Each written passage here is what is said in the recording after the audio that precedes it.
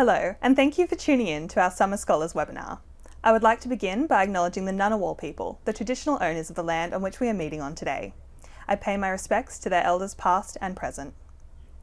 My name is Megan Adams, and I'm a historian here at the Australian War Memorial. Since 1985, the history section of the Memorial has hosted 107 emerging historians under the Summer Scholars scheme, providing them with practical experience of working in a major historical institution. Each scholar is paired up with an academic supervisor from the military history section. The key difference between our Summer Scholars program and other similar programs in Canberra is that when our scholars arrive, we give them their project. They don't bring a project with them, and they don't choose their own project. That means what you will be hearing about today is the outcome of 6 weeks of intensive archival research. I think you will agree with me that the results are very impressive. Today, each scholar will present for 20 minutes. There will then be 10 minutes after each talk for some discussion. Our first speaker today is Anna Wilkinson, whose project was supervised by Dr. Carl James, Dr. Duncan Beard, and Commander Andrew Schroeder, RAN. I will hand over to Anna. What comes to mind when you think of an Australian serving in the First World War? I can hazard a guess, it is the image of a digger. We recognise the shape of his hat and can imagine the hue of his heavy khaki jacket. The sailor, on the other hand, is likely to be on the periphery of our imagination. Today, I'm going to talk to you about Australia's sailors' experience during the First World War. Having been established in 1911, the Royal Australian Navy, or RAN, was a new institution when the First World War began. At this time, the RAN consisted of 3,800 sailors and 16 ships, and by the end of 1918 had expanded to 5,000 personnel and a fleet of 37. Currently, 4 out of these 5,000 sailors have been identified as Aboriginal Australian men. The size of the RAN was small compared to the Australian Imperial Force, or AIF, which enlisted 416,000 people between 1914 and 1918. This equated to almost 7% of the Australian population. More than 60,000 of these men were killed during the war. Unlike a soldier, the military involvement of a sailor occurs over the horizon. The Navy's objective is to maintain power at sea, safely transport cargo and troops, and assist with communication. Historically, it was, and still is, rare for a naval force to enter a battle with another ship. Australia's naval contribution in the First World War is often distilled into exactly this. Perhaps we think of the 1914 Sydney and Emden, or the tragic loss of the submarine AE-1, or the daring deeds of AE-2 in the Dardanelles. Out of sight from land, sailors' wartime contribution was present, but rarely witnessed. As naval historian David Stevens wrote, "As a nation, we have the significance of foreign place names, such as Gallipoli, Fromelles, and Villa-Bretonneux. But by contrast, our war at sea has never received comparable attention, either in Australian historiography or in the public narrative." One way to address this oversight is by looking at the individual sailors' experiences in the First World War. Life at sea for sailors during this period can be characterised as extended periods of routine, monotony, and tedium, with an underlying threat of enemy attack at any time. An inherent aspect of sailors' naval services was travelling great distances. The journey of ordinary seaman Arthur Artemus Ward is just one example of this. A 16-year-old boy from Brisbane, Ward travelled over 16,000 kilometres in his first year at sea. But what does this look like? Well, according to his diary, Ward sailed from Sydney Harbour in HMS Commonwealth on the 4th of April 1917. He berthed in Fremantle, Durban, Cape Town, Sierra Leone, and Devonport, all in his first year of service. In 1918, he visited the coast of Norway before spending the rest of the war moving in and out of Rosyth, and Scapa Flow. He did this in order to undertake Navy drills, sweep for mines, and patrol for German submarines. Time at sea was structured around strict routine. Able seaman Robert Wilson described the daily schedule aboard HMAS Cerberus, the point guard ship for the Port of Melbourne. The crew operated in 7 watches. Sailors would take alternative watches, and they would also be required to take other duties between 0800 and 1600. Day hands, such as clerical and medical staff, would also work within these hours. Wilson described life aboard Cerberus as involving demanding work, saying physical exercise and bare feet gives a good appetite. When not on watch, other duties had to be undertaken, most notably ship's husbandry or maintenance. For Wilson, this meant scrubbing the decks daily. This regime elicited a feeling of normalcy, Wilson writing that after some time, one begins to realise one is home. After a few months at sea, this routine settled into tedium. 21-year-old able seaman Joseph Brown wrote that by the end of 1914, it did not seem as though we were at war at all. Cadet midshipman Norman Cowder from the RAN College Pioneer class often described these activities in free time as loafing about. On the 26th of January 1917, less than 1 month after being at sea, he reminisced that the time passes very slowly on one's hands. However, such tedium could not take away from the ever-present danger of sailing. After transferring from HMAS Sydney in 1918 and sailing through the North Atlantic, Ward wrote in his diary, "The weather was exceptionally bad. Terrific tempests raging." We can see on the left of the screen that Ward has also found a newspaper clipping from the same storm raging havoc 4 days later. It read, "The Admiralty announces that 2 British destroyers on the night of January 12th were totally wrecked on the coast of Scotland during a violent gale which was accompanied by heavy snow." Where Ward has cut the paper, we can see that all of those drowned except for a few. An enemy vessel or lurking minefield was also an ever-present threat. Ward described having only been at sea for an hour and a half on the 29th of November 1917, HMS Sydney sighted a submarine and everyone was called to stations. When patrolling Rosyth, he jotted down a number of instances of firing shells all day, torpedo attacks, and on the 24th of April 1918, off the coast of Jutland, citing a series of mines. The diversions from daily routine into wartime action was an ever-present reality. Nevertheless, there were some benefits. Sea travel was an opportunity for sailors to experience an array of cultures beyond the front. Brown described the novelty of visiting islands such as Samoa whilst being stationed in the Pacific Ocean in 1914. In his diary, he reflected on people paddling up to the battlecruiser HMS Australia in order to sell beads, shells, fruits, and nuts. Hodgson, a well-travelled young man from Goulburn, had previously served in the Australian contingent of the Royal Navy in the United Kingdom. He signed onto the light cruiser HMAS Melbourne and returned to Australia in 1913, before re-enlisting at the declaration of war.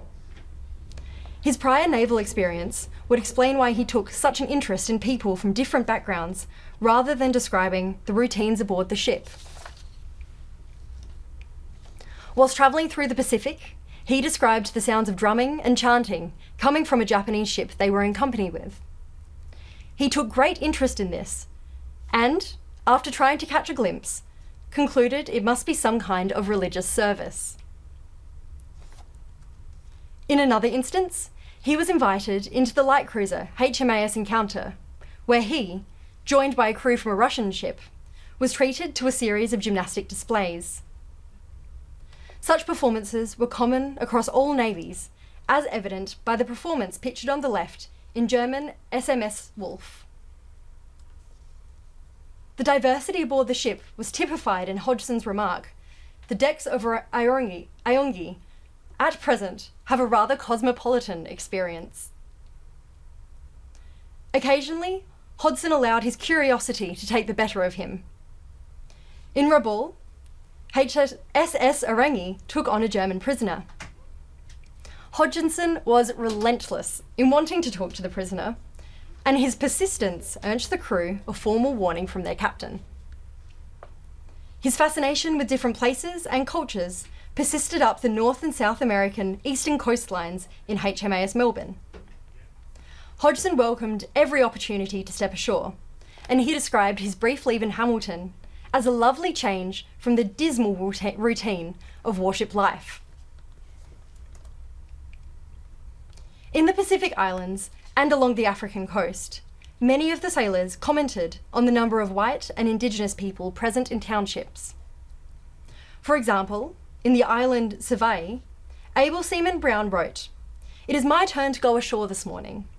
Everybody looked spick and span. I did not see much of their town, but what I did see was very nice.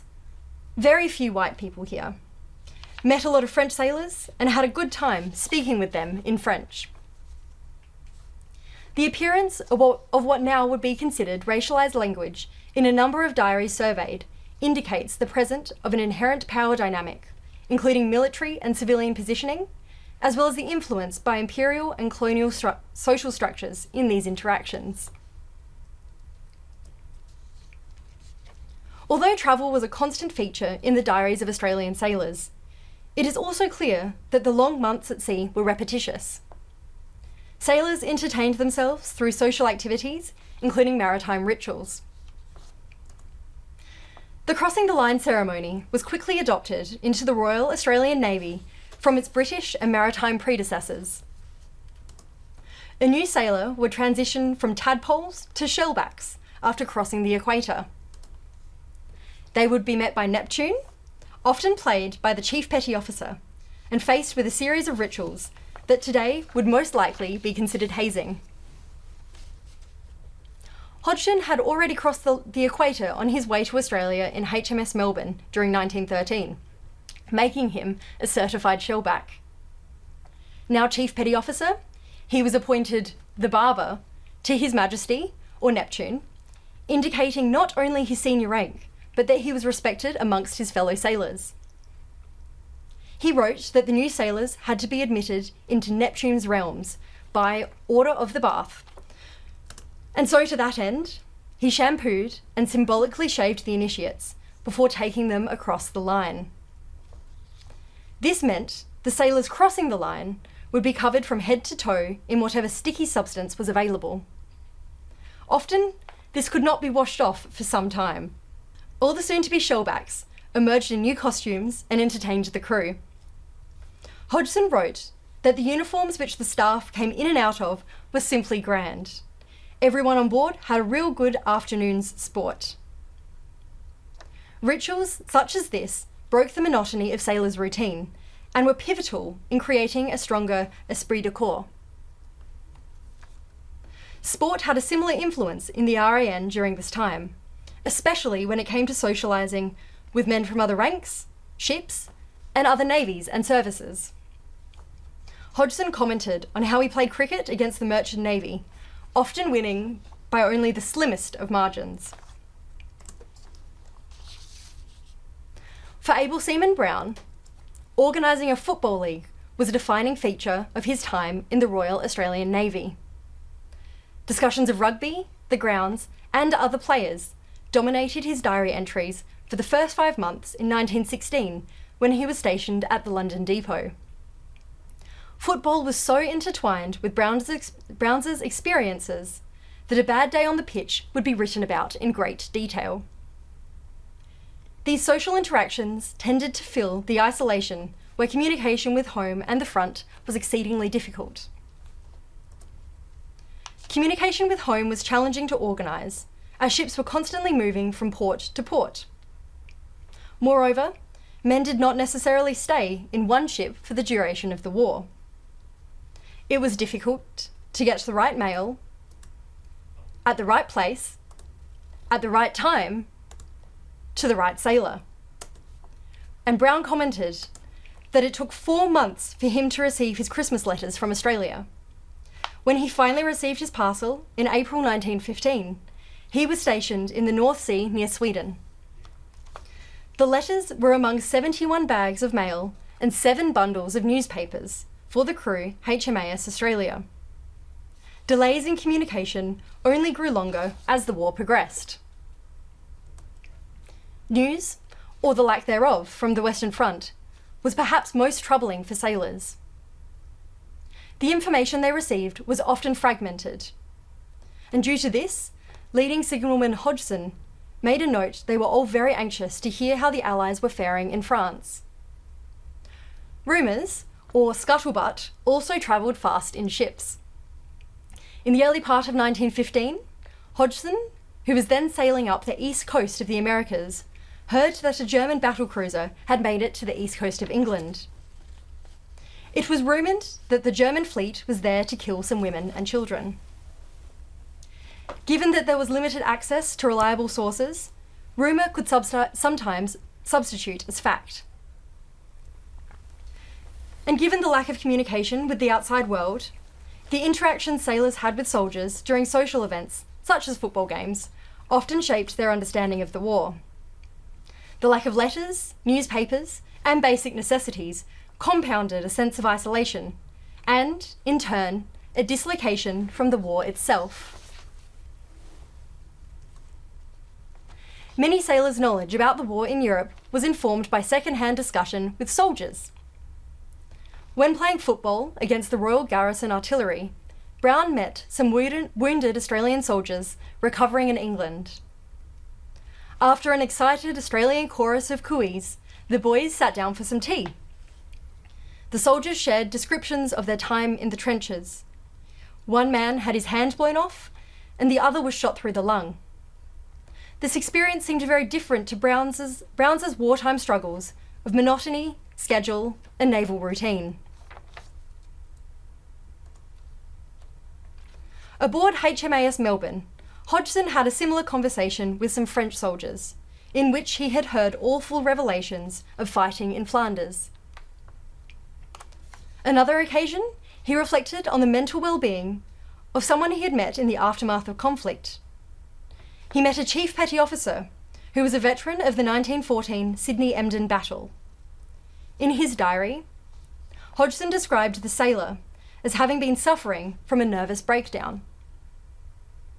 Socialising did not only fill the time of the Australian sailors, but influenced how they understood the war and experienced the tragedy, carnage, and horror of the front line. There was a strong and continued feeling amongst sailors of wanting to be involved in what they perceived as the real war and the reality of wartime violence. When someone did experience a moment of extreme horror, it was often written about in great detail. Hodgson, then serving on HMAS Melbourne, berthed in Haiti and assisted in a land operation during 1915. He detailed the visceral horror felt when he stepped back on a decapitated body.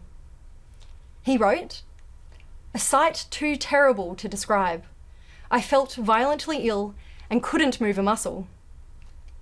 Yet, later in his diary, he wrote that sleeping all night with a rifle across my knee, I felt quite businesslike and quite like a pro-soldier. Official historian Arthur Jose wrote in 1935 that the RAN's work was typical Navy work, preventative, not remedial, hygienic rather than curative, and its very dullness and apparent restlessness were the incontrovertible proofs of its success. The service of individual sailors in the First World War warrants further attention. By armistice in November 1918, 171 members of the Royal Australian Navy had died. This equated to 1 in every 30 sailors. Large battles and violence punctuated the experience of sailors, but were not indicative of their everyday life in ships. Seemingly ordinary diary entries such as ones concerned with mail and interest in sports, provides an intimate insight into the daily understanding of sailors' wartime experiences. For some, the opportunity to interact with different cultures speaks of new adventure. Examples of frustration, isolation, as well as the threat of enemy fire undercut sailors' daily routine, tedium, and monotony. It is evident that by looking at sailors' experiences, war did not begin and end on the front line, or with violence and conflict. Sailors' service was a series of events, both large and small, routine and random, which all amounted to an important aspect of Australia's contribution to the First World War. Thank you. Well, thank you so much, Anna. That was absolutely fascinating, and I think your presentation really brings some interesting points about Australian sailors' service in the First World War, which I think is not very well known. So I'd love to ask you, you've really uncovered some interesting personal stories in your presentation. Do we know much about what these sailors did on their return from the First World War? Yeah, that's a really brilliant question. The Navy's quite interesting. It's a career service compared to perhaps the AIF. It's generally a standing force than a risen force. So many of the men who I mentioned went on and had a career in the Navy. Oh. Cadet midshipman, or then cadet midshipman Norman Cowder, he served in World War One, the First World War, the Second World War, and ended up retiring in 1959 as a captain. Yeah. So that would be 30 years or so in the Navy. Yeah, considerable career. Yes. Yeah. There was a few men in the sample I was looking at that completed their service in the early 20s. One man, Arthur Artemis Ward, who I ended up having quite a soft spot for. His diaries were fantastic. He had newspaper clippings of the happenings in the Navy well and truly after he had finished. Right. So I don't know what he did after the war per se, but he kept in touch with the Navy. Yeah, so it was important to him his whole life. Very important. Yeah, He passed, I think, in the late 1960s, and right up until then he had newspaper clippings. Right. Which I think kind of speaks to how important his time in the Navy was as well. Absolutely, yeah. It seems to be quite sort of integral to their sense of self and that kind of thing. So, yeah, yes. Absolutely. Yeah, That's very fascinating. Much. And alongside the personal stories, did you come across many sort of multicultural stories while you were researching this? Yeah. In the collection I was looking at, I didn't come across any apparent multicultural stories. Mm-hmm. However, it's something that the Navy... the history of the Navy definitely has within it. Yeah. A historian that I referenced, David Stevens, he talks about having cooks, Chinese cooks on board, a lot of men who, and they also did the laundry a lot. Also the cooks were from India. There was coalers who were African men who came over as well. In the diaries I'm looking at, that isn't evident, but there's clearly more to be known, I think. Absolutely. And on top of that as well, I mentioned that we know of 4 Aboriginal men who served during the First World War in the Navy. 3 of those men were from WA, they were all Noongar men.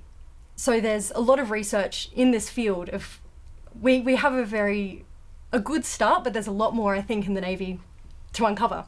Absolutely, absolutely. I think we can all take something away from your presentation away. It's not as much known that could be. So yeah, absolutely. And I guess just one more thing. I noticed in your presentation that you'd used a couple of pictures from German cruisers and of German sailors. Yes. Can you tell me a little bit more about that choice? Yes, absolutely.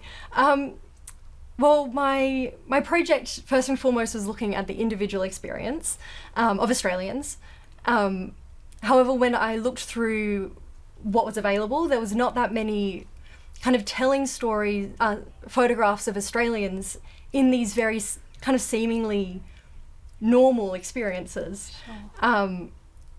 And I mean, I don't know what you've experienced, but I never could imagine what it was like in a ship in the First World War. No. And to come along photos of like men doing pyramids, it was bizarre, and it kind of just brought this human feeling to it, I think.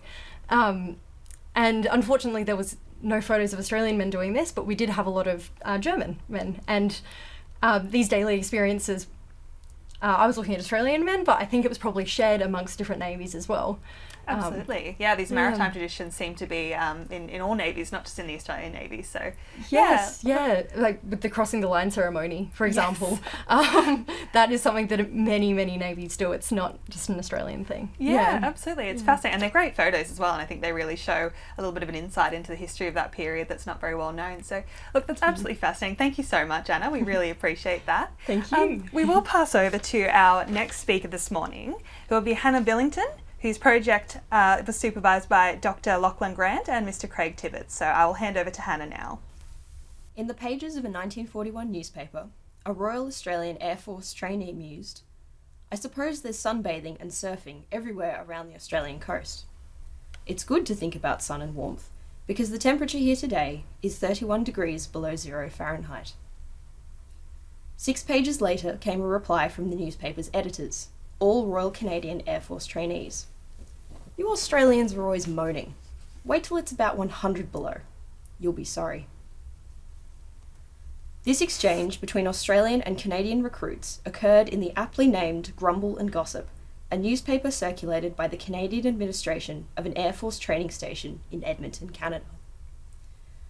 Within its pages, Australian aircrew fondly remember warmer weather and warn new Australian arrivals about certain phrases in common use at home that carry entirely different meanings in polite Canadian society.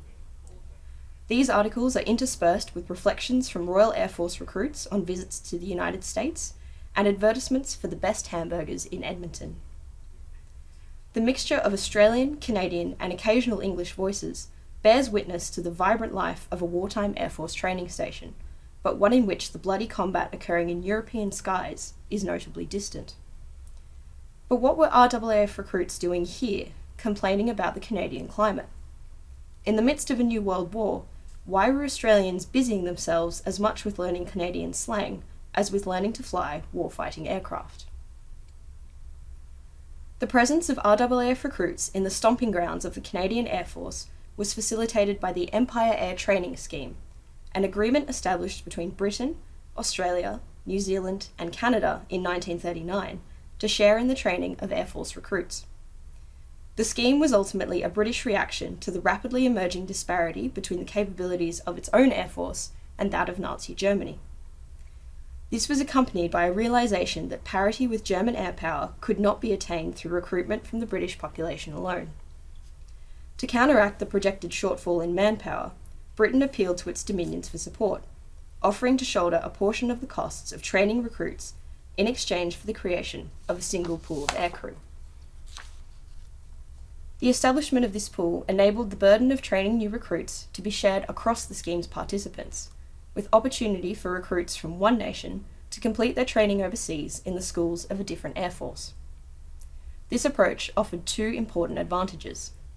First, recruits would gain experience working in a range of conditions without necessarily having to fly in combat zones. Canadian schools were considered particularly desirable for being situated in open and isolated country with clear skies, compared to the foggy, congested, and potentially enemy-ridden airspace of Britain. Second, the scheme offered the Australian government a means to overcome the financial and logistical limitations of the RAAF, which would have otherwise hamstrung an independent Australian effort to train the roughly 26,000 aircrew the government pledged to Britain by 1943. Under the terms of the Empire Air Training Scheme as it was conceived in late 1939, Australia would allow for 2/9, or 22%, of RAAF recruits to complete a portion of their training at Royal Canadian Air Force schools. This amounted to around 10,000 recruits over the lifetime of the scheme. This was in addition to the existing system of transferring recruits to England for advanced training, and, by late 1940, opportunities to train in Rhodesia, modern-day Zambia and Zimbabwe, were also established. A typical training pathway for Australian recruits entering the scheme began with initial training in Australia, after which they were mustered as either a pilot, air observer, or wireless operator air gunner. Successful graduates then entered the intermediate phase, consisting of either service flying training school, air observer school, or wireless school. It was this intermediate phase which offered the possibility of a posting to Canada, Rhodesia, or England. As the RAAF's Notes for the Information of Candidates stated, successful completion of intermediate training in any country would, for the majority of trainees, result in their streaming to operational training units and Royal Air Force squadrons in England. Selection for training in Canada did not follow a strict protocol, but instead appears to have either been a matter of luck or a case of volunteering. Regardless of the method of selection, RAAF recruits processed their posting with a mixture of apprehension and excitement. Flight Lieutenant Robert Murphy recalled that the thoughts of going to Canada were fantastic. It was just like an exciting trip. For young men whose capacity for travel would otherwise be limited by financial and familial obligations, the journey to Canada itself was a major departure from typical life in Australia. This limited travel experience, however, also contributed to feelings of anxiety. Leading aircraftman William Hawes wrote of his apprehension at this going-away business and the anticipatory loneliness he felt at the thought of being so far from family. Similarly, on the eve of his embarkation for Canada in June 1941, leading aircraftman Sidney Patrick recorded in his diary, "A queer feeling in my stomach that one does get when one is about to enter the dentist's chair." Prior to Japan's entry to the war, the typical passage to Canada involved a sea voyage via New Zealand, Fiji, and sometimes Hawaii, before docking at mainland United States or Vancouver on Canada's Pacific coast. The remaining distance to the training schools was covered by rail. The 3 to 4 week trip represented an enforced interregnum in recruit service, and one in which ample leave was available to explore the exotic locations they were passing through. The dominant position the voyage to Canada occupies in recruits' diaries and correspondence home is, therefore, unsurprising. Leading aircraftman Gordon Alcorn's comments on his trip through the US to Vancouver are illustrative of the general feeling. "We were very excited and happy travelling in a foreign country. We are all 19 years old." The approach to Canada and the training stations via rail was often the highlight of the trip, and, in particular, recruits' first glimpses of the Rocky Mountains. Leading aircraftman R. Maxwell Bryant described in his diary, "Snow-topped, fur-covered mountains, a really delightful experience for we people from the land of the plains." Such enthusiasm for the Canadian landscape extended into recruits' first impressions of their training schools, a feeling buoyed by the corresponding eagerness of locals to meet the foreign servicemen arriving in their territory. Edmonton local Nell East recounted her excitement at the arrival of Australian and New Zealand recruits bound for No. 2 Air Observers School, located on Edmonton's outskirts, an exotic cohort for what was otherwise a very small and out-of-the-way city. Canadian enthusiasm manifested in significant goodwill displayed towards those wearing the blue RAAF uniform. From the very start, Sergeant Garth Clabban wrote in a reflection of his training, "The Canadian people were the most perfect hosts. You could walk nowhere without some kind person offering to drive you where you were headed." Few recruits were prepared for the Canadian climate. While the cold and snow were initially a novelty, "found that it was excellent stuff to throw," wrote Warrant Officer Jack Garland, the discovery that neither could easily be escaped from caused much irritability. The weather at No. 1 Service Flying Training School in Ontario was vile, according to Flight Lieutenant Fraser Faulkner, while Flying Officer Howard Wright, based at Edmonton, wondered how anyone can live through the freezing Canadian winters. Compounding the shock at the cold conditions was the inadequacy of the RAAF-issued winter clothing, which Garland described as an obscene joke.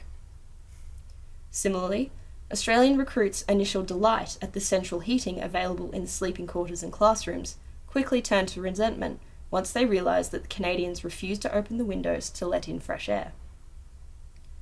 This said, RAAF recruits delighted in the opportunity the weather provided to learn snow sports, even when their first attempts at doing so ended in disaster. "I went to the ice skating rink a happy, carefree Australian," one recruit declared in a Grumble and Gossip article. "I came away a broken, disillusioned relic of a man." Australians nevertheless persevered, as evidenced by the numerous pairs of ice skates purchased by RAAF recruits. Pictured here is one of the 16 Indigenous Australians known to have served with the RAAF in the Second World War, leading aircraftman and butcherman Harry Edgar Aldridge, his skates slung over his shoulder. An RAAF recruit's experience in Canada was, of course, influenced by the location of his station and the type of training he undertook. To gain a better understanding of day-to-day life on Canadian stations, let us now explore the experiences of two recruits, trainee navigator Bryant and trainee pilot Patrick, both of whom were present in Canada by the latter half of 1941. Just under 4 months after being called up, Bryant was posted to No. 2 Air Observer School, arriving in early October. A fine station, he recorded in his diary, with heated buildings and plenty of generous Canadians offering him lifts into Edmonton's town centre. Patrick's first impressions of No. 7 Service Flying Training School at Fort Macleod, Alberta, in August, were dominated by the poor weather, which resulted in the repeated cancellation of flying exercises. Patrick, however, complained that the Canadian administration don't seem to notice the wind here until the roofs start coming off the buildings. Bryant's training at Edmonton lasted roughly 3 months and comprised a mixture of theory undertaken in classroom lectures and practical exercises in the air. Barely a week after his intermediate training began, Bryant wrote that, although the trainees could take nightly leave, the course was so hard we can't afford to go out at night. The intensity of study was compounded by the regular imposition of exams. However, the majority of recruits took pride in their work and, by extension, approached their exams with a fierce determination. During the November 1941 exam period, Bryant described studying hours into the night in preparation and despaired that he still knew nothing. By the 18th of November, Bryant's anxiety at the looming assessments peaked. He wrote, "If I don't pass these exams, I think I'll jump in the Saskatchewan River." Engagement with the content of their courses played a significant role in recruits' emotional well-being while in Canada. Bryant's genuine interest in navigation and bombing is evident in his letters home, which contained detailed explanations of typical training exercises, complete with sketches of his equipment and diagrams explaining the kinds of calculations he was required to perform. He assured his family that bombing is good, the most enjoyable thing of all. There is so much to think of and do that you feel you really are doing something. Patrick also engaged with his intermediate flying training, as demonstrated by his desire to perform well enough to be admitted to an additional course following graduation. However, upon arrival to General Reconnaissance School on Prince Edward Island in October 1941, he found the lessons to be dreadfully comprehensive. Compounding the hard work was the fact that the course had recently been shortened from 12 to 9 weeks, without a corresponding reduction in content. "We will have to work back 3 hours or so every night until our eyes drop out," Patrick complained. On the 20th of October came Patrick's most stringent criticism of navigational training, demanding in his diary, "Why must I work so hard when wars are designed especially for people to bludge?" Brian and Patrick's diaries revealed that their seemingly intensive studies nevertheless left ample time for leisure. By mid-October 1941, Bryant had established a social group that would become progressively tighter-knit over the course of his Canadian days, consisting of his best friend and training partner, leading aircraftman Don Charlwood, author of No Moon Tonight, and 2 Canadian women, Billy Wilson and Nell East. Nell would marry Charlwood at the end of the war. In the numerous social outings that fill the pages of Bryant's diary, this quartet appear again and again, accompanying one another to films, dinners, and trips to popular tourist destinations. The intrusion of exams into this busy social schedule was particularly horrid, wrote Bryant, because the girls were offering to teach us to ski, skate, and bowl. Bryant's first attempts at skating, much like those of his fellow recruits, were disastrous. However, despite having flopped and floundered on the 23rd of October, by the 28th he had purchased his own skates and was going regularly to the rink to practice. In January 1942, Bryant's repertoire of snow sports expanded to incorporate skiing. "Laugh of the day," he recorded, was Don giving up in disgust after sliding backwards down a slope. The quality of a recruit's social life, however, was partly dependent on the location of his station. The short distance between No. 2 Air Observer School and the Edmonton town centre facilitated an easy flow of recruits to and from the station. In contrast, Patrick's transfer to the rural station on Prince Edward Island represented a fatal blow to his social life. Whilst in Fort Macleod, Patrick had stated that the women over here make it harder to concentrate, he railed against the droopy little people in Prince Edward's capital of Charlottetown. Even the singing lessons available in town were of substandard quality, Patrick doubting whether his teacher knew very much about singing at all. It was all too much to bear by the 10th of November, when Patrick concluded that, "Another month of this place, and I'll be a case for the nut factory. The people are dumb, uneducated, stuck up, poor, and without hospitality. May they rot in their own pits of despair." That the lack of a social scene in Charlottetown would trouble Patrick so much, or that exam performance would dominate Bryant's thinking for weeks at a time, reveals an important aspect of the Canadian trainee experience: recruits' disconnection from the war itself. Across the diaries of RAAF trainees, little consideration is given to the death and destruction that continued to sweep through Europe, where the majority would be posted for operational service, and where 1 in 5 Australians would not survive. This said, it is important to note that recruits were exposed to both the threat and incidents of death on the training stations themselves. According to the Commonwealth War Graves Commission, at least 146 Australian airmen were buried in Canadian war cemeteries over the course of the Second World War. While casualties accrued in training were repeatedly mentioned throughout diaries and personal correspondence, they occupy a position of ambiguous significance. In Patrick's diary entries from 1941, crashes during training are sandwiched between descriptions of the Northern Lights or announcements of his entry into the reconnaissance corps. The apparent monotony of death is conveyed in Patrick's brief assessment that a life isn't much in the forces. Although it may be argued that the regularity of training accidents may simply have desensitised recruits to the point of relative indifference, crashes and near misses did, in some cases, leave a lasting impact. Recalling a flying exercise in which he had narrowly avoided colliding with another aircraft, pilot officer Eric Mattingly spoke of being humbled by the enormity of the occasion. Gordon Alcorn also expressed anxiety in his diary at the numerous crashes at No. 4 Bombing and Gunnery School, Fingal, albeit in far fewer words. "A Bolingbroke bomber crashed today," an entry in February 1943 reads. "We fly tomorrow. We're flying in Bolingbroke's." In addition, the apparent isolation of recruits from the wider war during their training was not absolute. The lives of RAAF trainees were significantly disrupted by the fall of Singapore to Japan in February 1942, an event which revealed Australia's strategic vulnerability to Japanese invasion. In combination with the bombing of Darwin in the same month, the loss of Singapore was the source of significant discontent within the RAAF cohort, specifically with the prospect of continued service overseas. The accompanying fall in morale was considered severe enough to warrant a series of special visits from the Australian High Commissioner to Canada, Sir William Glasgow, to Canadian stations for the purpose of pacifying recruits. For Bryant, Singapore and Darwin prompted a reckoning with the reality of his looming operational service.